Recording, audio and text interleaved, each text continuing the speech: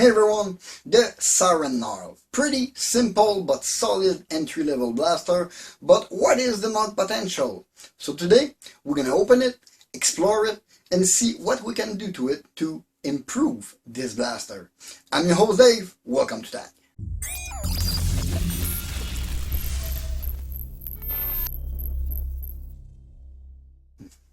Like I said, this Siren Gnarl is pure, perfect simplicity. This is a simple pull prime blaster.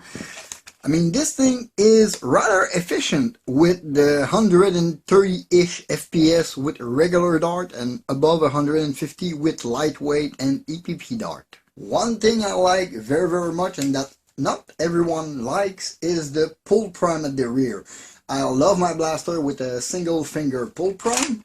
But the only thing I would like is maybe a return spring. So while opening it, I'm going to check the possibility to install one inside. While at it, the first thing I want to do is swap the barrel in this thing, because it's rather easy to measure. When you look down there, there is the tip of the barrel. That means that, let's say just this stock Zenwiki Viper barrel would be an improvement. I would have above an inch of barrel on it, and I'm pretty sure that little inch of barrel will help the FPS a lot. Because looking at the way this thing works, it's pretty much like my Alien. I mean, you pull, you push, and everything moves back and forth to chamber a dart. The only thing is, my Alien got less air volume inside the plunger, and got way more barrel and fetch more FPS in this thing. That means an inch, 2 inch of barrel is gonna help this blaster a lot. I don't really want to change the spring because the prime I feel just got enough weight in it and just a barrel might do it, and if I had a return spring it's gonna add some more tension, meaning it's gonna be slightly harder to prime. So to keep everything comfortable, I don't want to upgrade it right now. Without further delay, let's open up this blaster.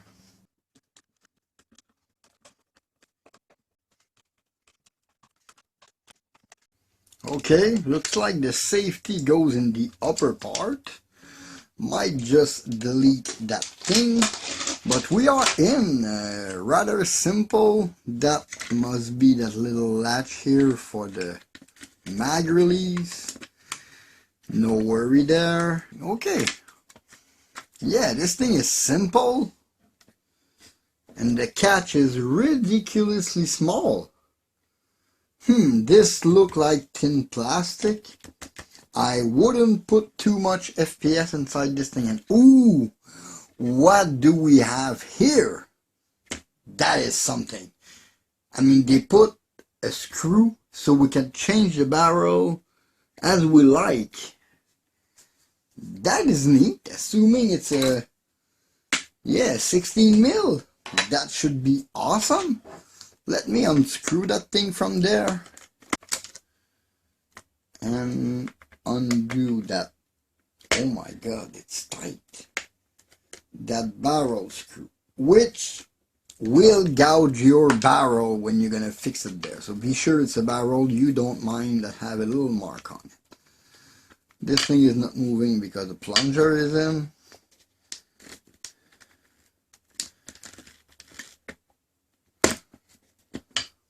Yeah.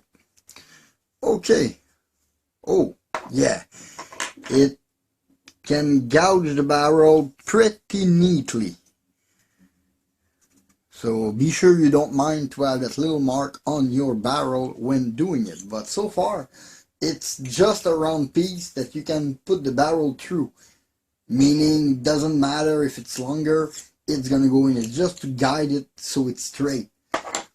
And it's that little part, this little dart gate, if you wish, barrel holder in the middle of the blaster, that holds everything in place. That's a neat idea. And I like that. I mean, this blaster is meant to be tuned. It's gonna be simple. Is it 16 mil? Yes, it is. And loose as it is, I'm pretty sure this thing is gonna fit in nicely. Yeah. and Zenwiki barrel tend to be a bit fat, meaning if it's sliding that good in it, that's a good sign. We're gonna check out this portion here. So my guess is if I pull it like that, it's gonna follow as a whole assembly. That's nice. And yes, as I was saying, this thing works pretty much like my Alien. It's one enclosed part where when you pull on it, the pusher goes back, pulling on the plunger, catching, and then you push it forward to engage a dart. It's pretty simple. And there is this guide rod here, which have a little click in it that I might cancel. That's what give us trouble when we push that little last click. When we push the dart in, that's what catch sometimes. So maybe if I put a return spring, remove that little notch here. As for the spring, that look like something like an AM Pro spring. And that volume is pretty crazy. I don't understand why so low FPS with that high of a volume. I mean, this spring is stiff. And where would I put a return spring in that blaster? Would have to be here to have a good result and have a good length so I could pull it back and it would bring it forward.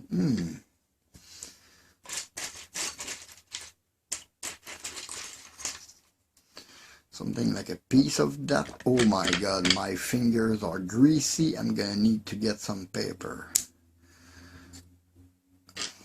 Let's say I put, so I'm gonna have to make a custom pinhole here, or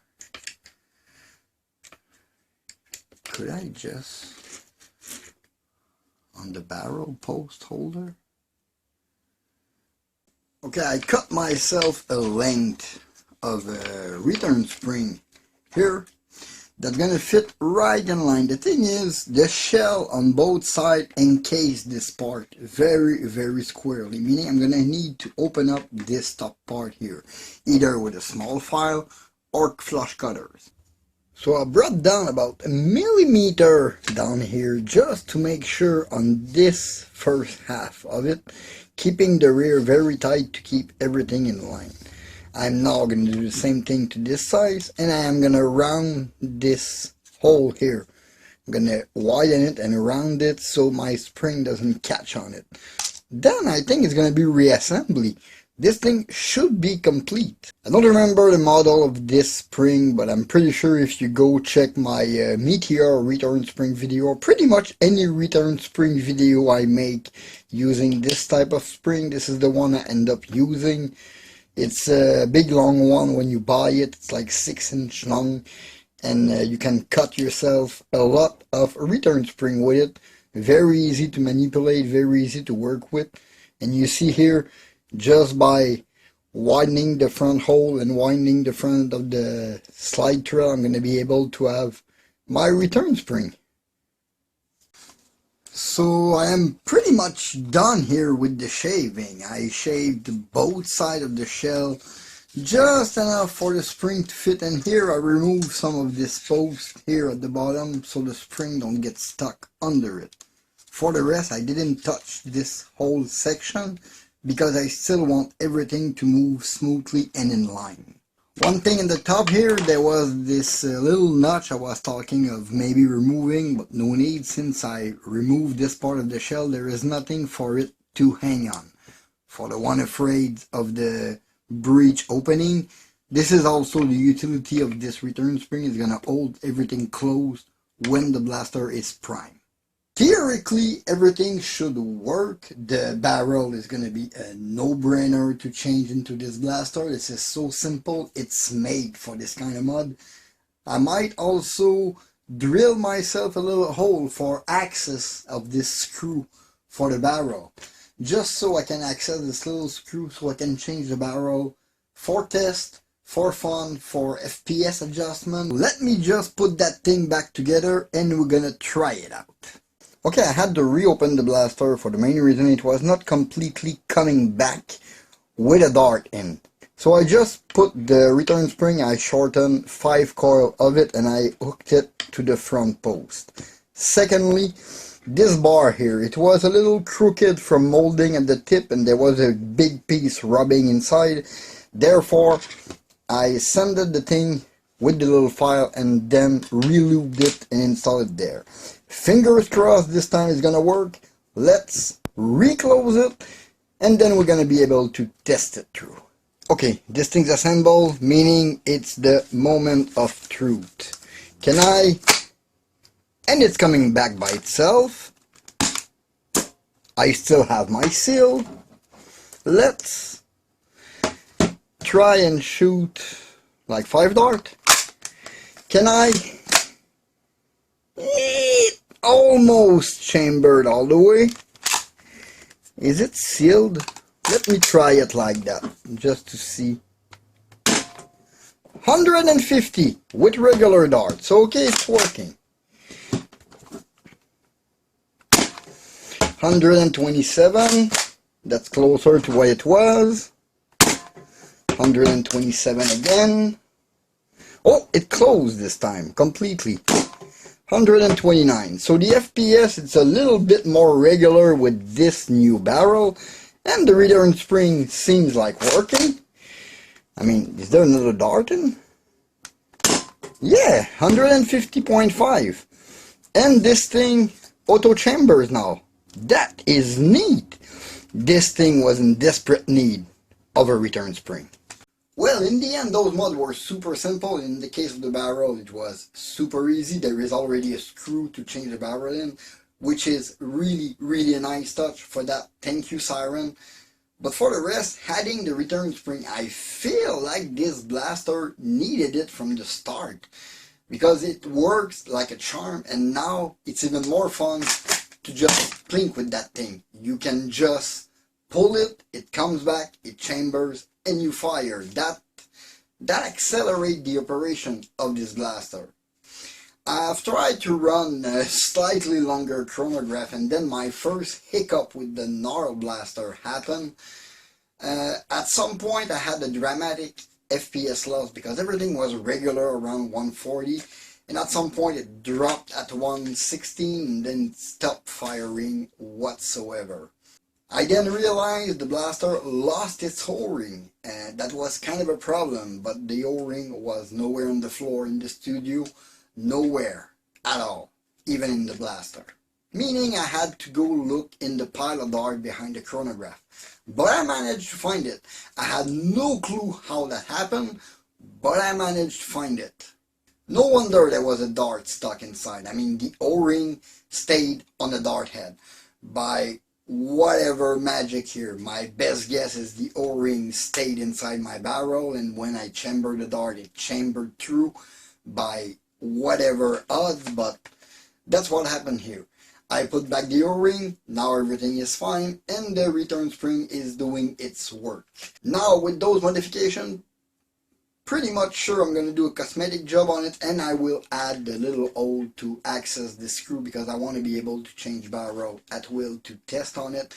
I am sure that to 25 centimeter barrel on it, maybe a little more, we're gonna reach that 160, 170 FPS on regular dart with this blaster.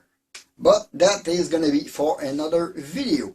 In the meantime, you can always follow me on Facebook and Instagram at ThatOldNerfGuy. Please leave a like and comment, subscribe for more content. Don't forget to hit that bell to notify for my latest video. This was Dave Fatag. Thank you for watching. See you next time. Bye.